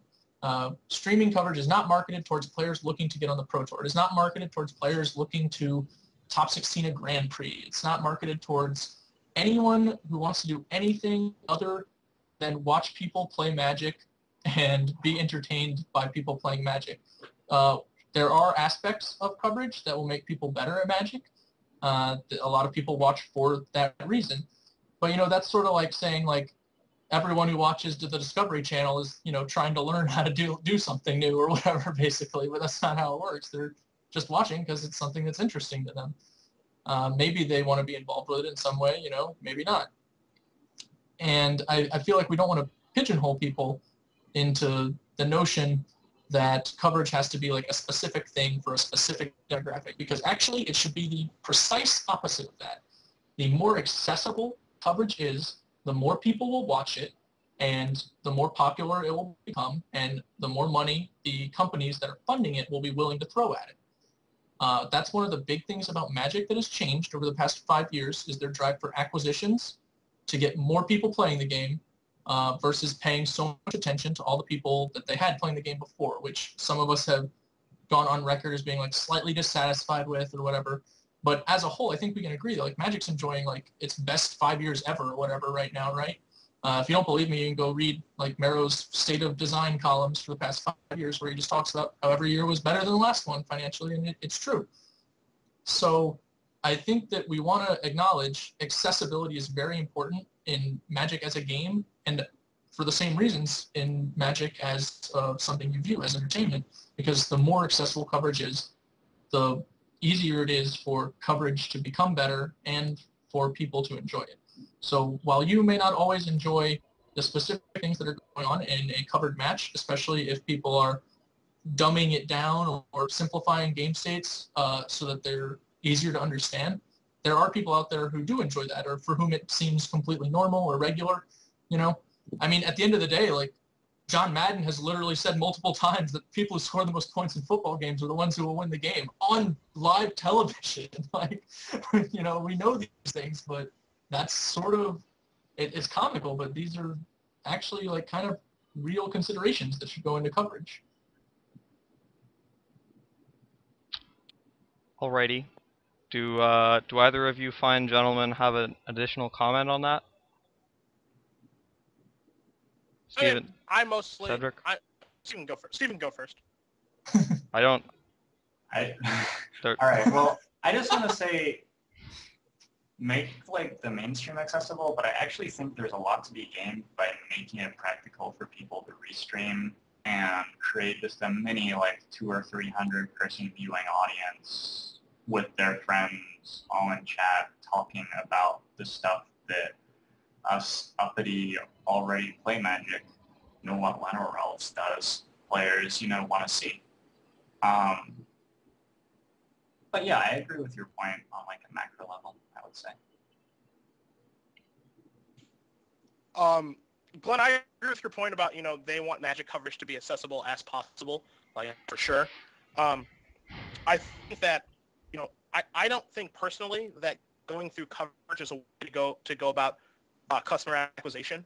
I think that there are other ways that WotC should worry about customer acquisition. I think that one of the things that coverage should hope to accomplish is just to getting people to watch the game and be more interactive with the game. Because, you know, someone who doesn't play Magic, if they tune into a game of Magic or, you know, coverage of a Grand Prix, they're not really going to have a good idea of what's going on. So trying to acquire a customer that way is relatively difficult. I don't think that that's the best way to go about customer acquisition. I think that it should be done down to a certain degree. But the thing that worries me about coverage is that Magic, as you said, is experiencing its largest growth over the course of these past 5 years, and then the number of viewers watching the Players Championship, which is like the largest tournament. I wouldn't say the largest tournament, but probably like the most important tournament, was relatively broken. It was relatively low considering the amount of people who actually play Magic and the growth that we've experienced, and that's like a little bit worrisome to me. Because like every time that I tuned in, there was basically between 8,000 and 9,000 people watching. And if you take very conservative numbers of like, say that there's 1 million people who play Magic and 1% of those people care about competitive Magic, then that's 10,000 people, and we weren't breaking that number. And I know that 1 million is a number that is not the number of people who play Magic, and I know that 10,000 is not the number of people who care about competitive Magic. So that aspect of coverage is something that worries me, and I think it's something that they need to fix. I think more people should be watching. All right. I like that as a wrap on the the Players' Championship, I think we can close with it was enjoyable, but more people should be watching. Can we agree with that? Does anyone disagree? I agree 100%. Sure. Yeah. I did want to clarify one thing real quick that Cedric had said. I wasn't like specifically talking about coverage as a tool for acquiring new Magic players. I was talking about how coverage needs to acquire an audience. Like to get more people watching, you need to be appeal to a broader base, which actually includes people who already play Magic, generally speaking. Okay, I agree with that. Yeah. Sorry if I was unclear. It would be very easy for me to be unclear with all those big words. All right. I'm not good at big words. So we're gonna move on from the Players' Championship. We are going to move. Spoilers! Wow, that was terrifying. For those of you who are not in your basement or your air raid shelter, we are going to do Return to Ravnica spoilers, which have happened in fairly large numbers since our last episode. They've revealed a number of big scary dragons, a couple interesting spells, and a bunch of lands that were formerly worth a lot of money. So, the first thing, I guess the first question we're going to go to is, do you guys think anything has been spoiled yet that will have a huge impact on a constructed format? I guess other than block, because block is like, but like a standard or a modern or something like that. And for that, we are going to go to Glenn first. What are your thoughts? I think a lot of these cards are really sweet. I wrote down a sweet little list of all the ones I like the most. And some of the ones I don't like. I think we'll start with the things I don't like about the spoilers so far, if that's cool. I found it really weird that the Overload cards we got first were Street Spasm and Mizium Mortars, because they're so similar to each other when they get overloaded. Like, they're obviously not identical, and the base spell is relatively different, but kind of close still. I mean, at the end of the day, it's still like spot removal or really expensive like semi-Plague Wind or like Bonfire-ish kind of card. So I'm kind of weirded out that those are the two we've started with, and I hope that Overload has more interesting applications than just burn you, no, burn all of you. Like, that kind of felt weird. I do like the Mizium Mortars card because it seems like a card that can kill Restoration Angel or all of Restoration Angel's friends, which is nice because we don't have a lot of those cards. I didn't like I don't like the idea of a wall theme with the defenders. I mean, maybe they'll pull it off, but like encouraging people to play with dudes that don't attack has never been like a particularly successful strategy en masse, I think. You know, every now and then we get mnemonic wall, and that's cool. Like, I mnemonic walled, but I don't see myself trying to, you know, build the defender deck over here. So, yeah, not a big fan of that one. You, sir, have no Rolling Stone spirit.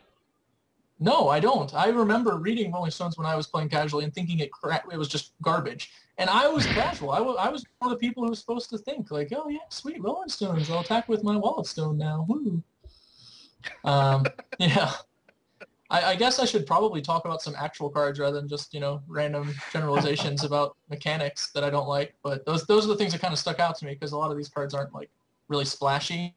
But one of the splashy ones is definitely Dreadbore, which does a nice Terminate impression. It's sorcery speed instead of an instant, but the casting costs are the same.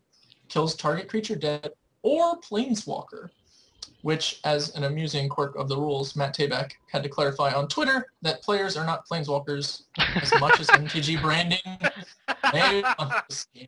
I didn't hear that. So that's awesome. A little bit of a hee-haw. That's like going back 25 years to target player loses next turn. Like, yeah. Dreadbore doesn't kill your opponent on the spot, but it is still a pretty playable card, I would say. Strangely, I think this card might see some legacy play. I was talking with Adam before the cast, and I mentioned that maybe Badlands would actually like be a reasonable card again instead of like a joke. So I think it's fine. Like, this card, a lot of people have thought it's like bad for the colors, or bad for its rarity, or bad for its casting cost, or bad for its name. I don't know, like a bunch of other things. I think it's kind of cool if you think of the idea of like Planeswalkers as things that are generally susceptible to like damage or as like organisms, then it makes sense for Black and Red to be able to attack them very directly, flavor-wise. And we've always wanted like a card on this power level. Like I remember people were crying out for it back in the days of Jace the Mind Sculptor, and especially like once Oblivion Ring left and we were just like, cowed into submission basically by Planeswalkers. So I think that having an answer like this around will sort of prevent that kind of error from ever happening again. I actually think there is potential for Jace to be unbanned in Modern also, with this kind of card existing in the format. I'm curious if anyone else feels that way. Nope. I mean, like, my first comment is that the Modern banned list looks a lot like the EDH banned list. Which is, like, one of my favorite banned lists ever. It's like, you can't play with these things because they aren't fun. In related news, Soul Ring, you're dead. I mean, can we like side topic onto Dreadbore specifically? I think it's one of the few, like, obviously, like, the only thing I wanted to say is I was talking to a friend of mine who was like a fairly reasonably reliable player back when I was playing a ton the first time, but like has since stopped playing and hasn't played Magic forever. And I was describing these decks in Standard to him, which at the time was just like they play a gigantic pile of Planeswalkers and then you fall down under their weight and die. And he was like, well, why don't they just have Naturalize that kills Planeswalkers? And this was like 3 years ago, and now we have Terminate that kills Planeswalkers, which is a little different. But like, I don't know why it took this long. Like, I honestly don't. I don't either. It's hard to design Magic cards, Adam, and it takes time for them to get printed on the big printing presses. Well, yeah, I mean, in fairness, I didn't think of it, so I don't want to like play it off like it was my cunning idea and I had it the whole time.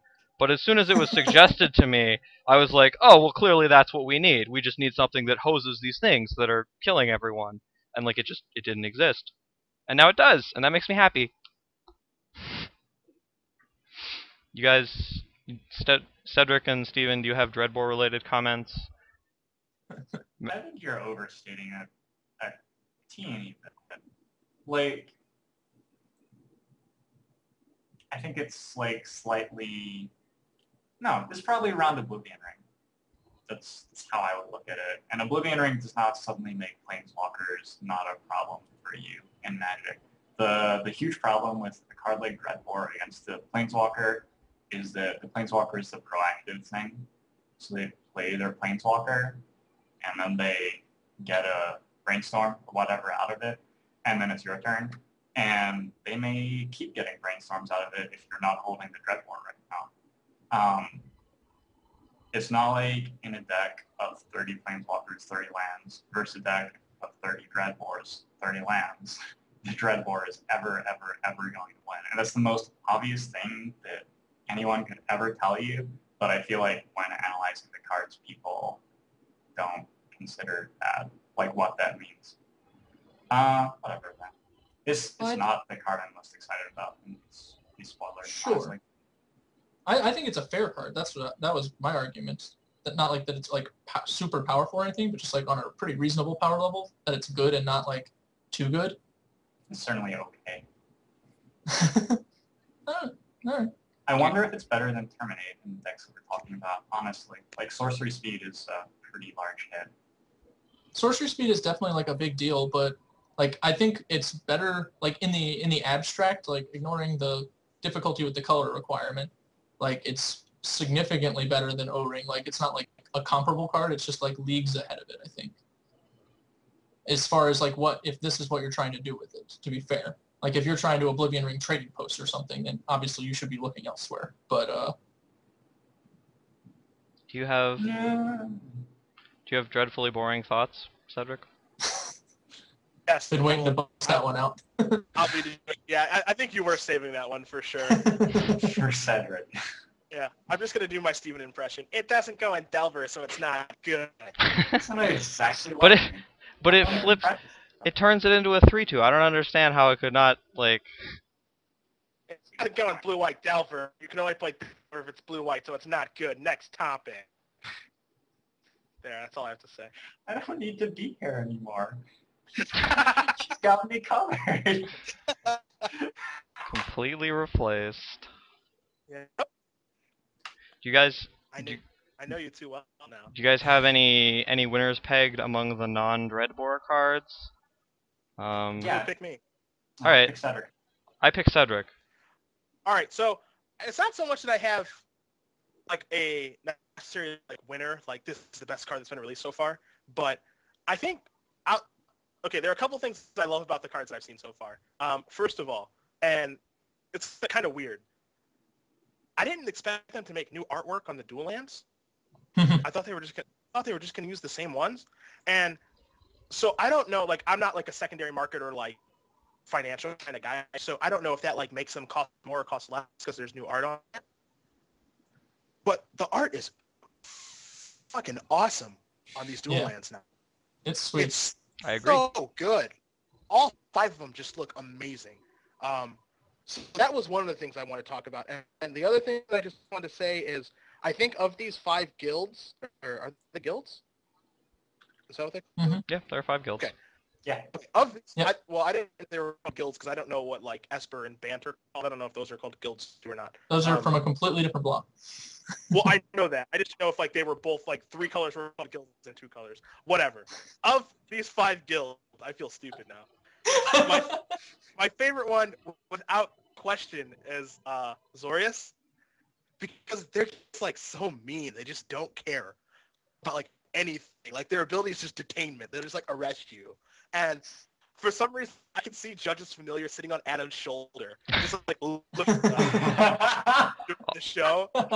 Can we And can we just, can we talk about the art on Judge's Familiar? Because that is by man, far the best part in this entire Yes. spoiler. It's like my favorite card in the set. It's just a mad fucking bird that is just like counter a spell and not care. And the flavor text on it says it misses nothing and it has no sense of humor.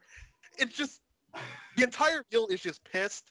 And then the legend for the guild is Sepra, Supreme Judge, just a mad sphinx.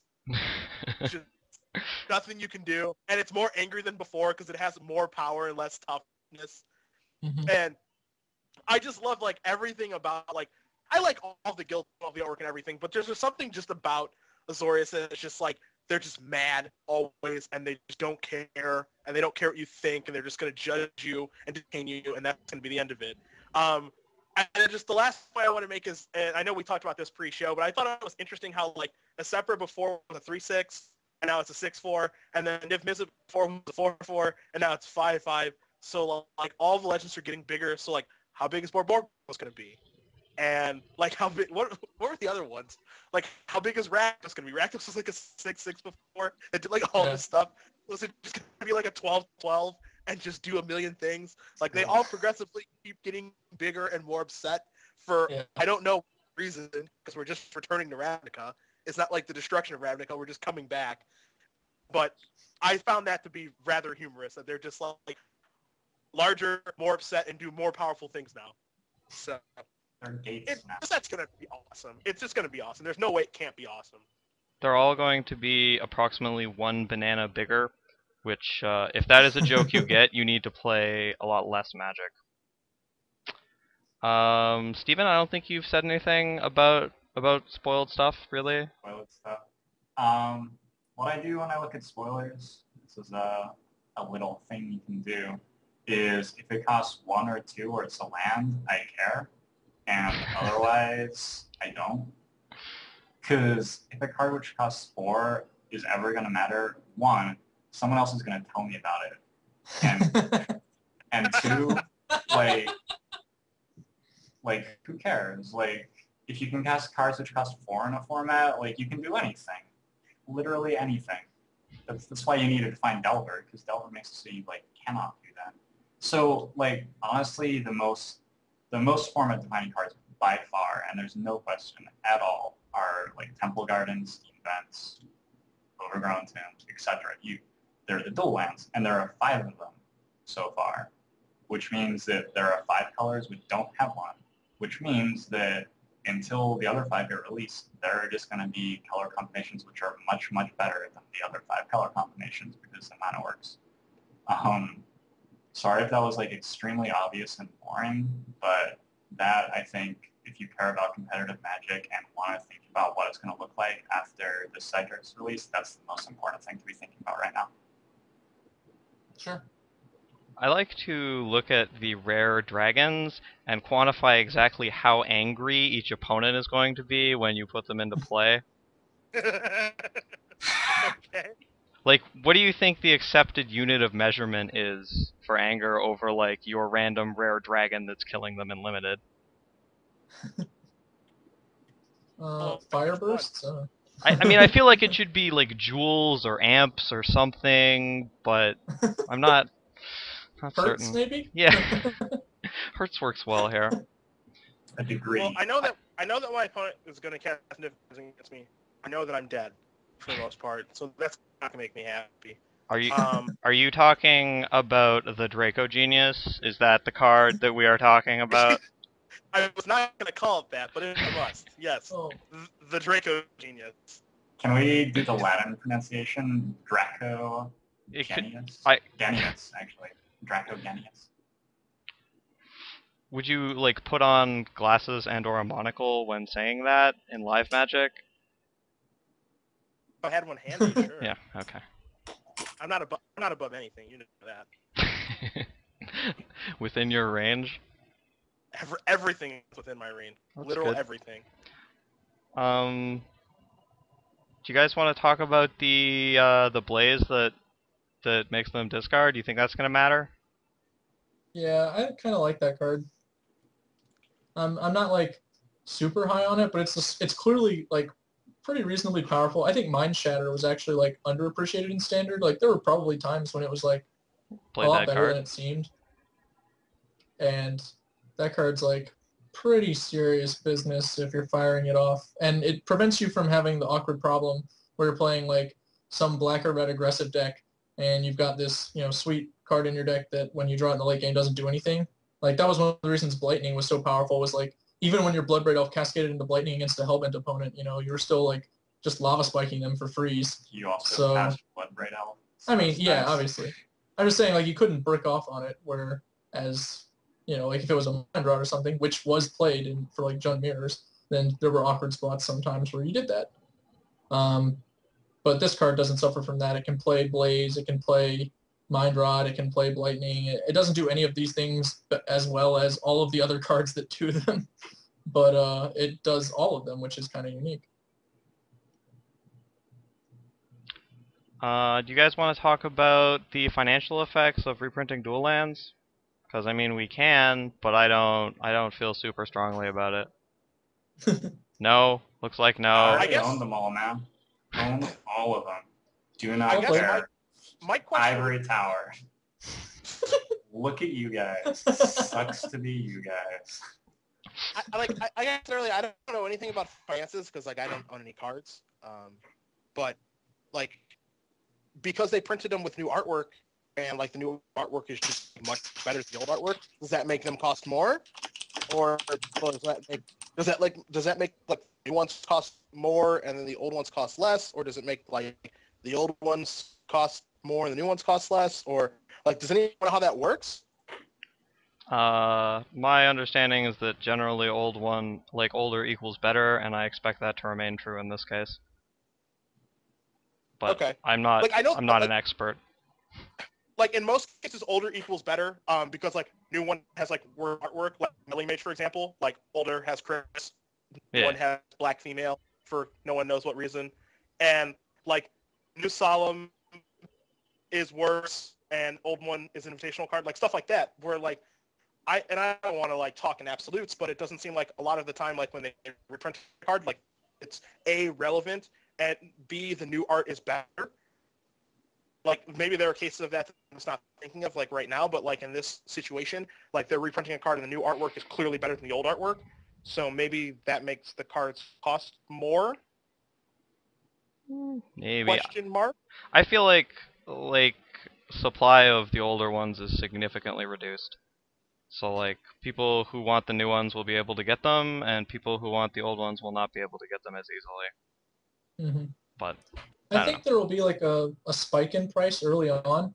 Like there usually is when cards like suddenly become legal, but the supply is small.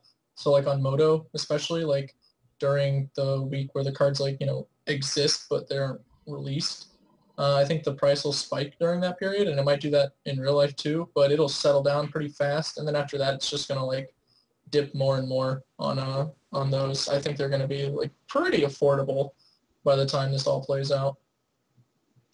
I will agree with that, especially the ones that are in the first set. Yeah. I mean, for each set it'll be like the exact same thing. It'll just repeat itself basically. Alrighty, do you guys have anything else that you want to talk about before we attempt to get the hell out of Dodge? Go to the chopper. Alright, are we getting to the chopper? Sure, We're getting to the Sorry. Alright, boys I'm and happily girls. chopper bound. We're going to the chopper for this week. We can do a sort of brief final thoughts segment if anyone has any things that they wish to say. I think we should incorporate that as a standard, so let's go for it. You can make some things up if you don't have anything. Glenn, you get to go first. Taste it. Sweet. Well, I don't really have a lot to say. I'm going to be in Portland this weekend for the Star City Open, so perhaps I will see some of you battling magicians out there. I don't know. I think Cedric is commentating it, if I'm not mistaken. So I stole your thunder, Cedric. I'm so excited about that. And now I'll pass the turn. Go, Cedric. All right. Yes, I'm doing commentary this weekend in Portland for Star City Open with Patrick Sullivan. So it should be a blast again. If you guys saw our Vegas coverage, hopefully you enjoyed it. The only other major thing for me this week, obviously streaming this week, I'm going to be streaming some Legacy, I believe. And then I have an article coming out on Star City at Wednesday. That's going to be on Wednesday. fun. Yeah, it's going to be a lot of fun. On Wednesday at midnight about coverage, comparing our coverage, Magic coverage to League of Legends and other types of coverage. It is without a doubt the most difficult article I've ever written. I've been writing it for 7 hours so far today, along with 6 hours yesterday, and I don't even feel like I'm close to done. But I have a deadline approaching, so hopefully I'm able to communicate my thoughts as well as I think I am. But it's definitely harder to do writing instead of saying them in person like I'm able to on this show. But overall, I hope that everyone does enjoy the article and is aware that I'm not trying to be malicious in what I'm trying to say. My goal is basically I'm very, very passionate about the subject and about the game that I play. So I want things to be better. And I'm not trying to undercut anyone in the process. Yep, sorry, Want Steven. to say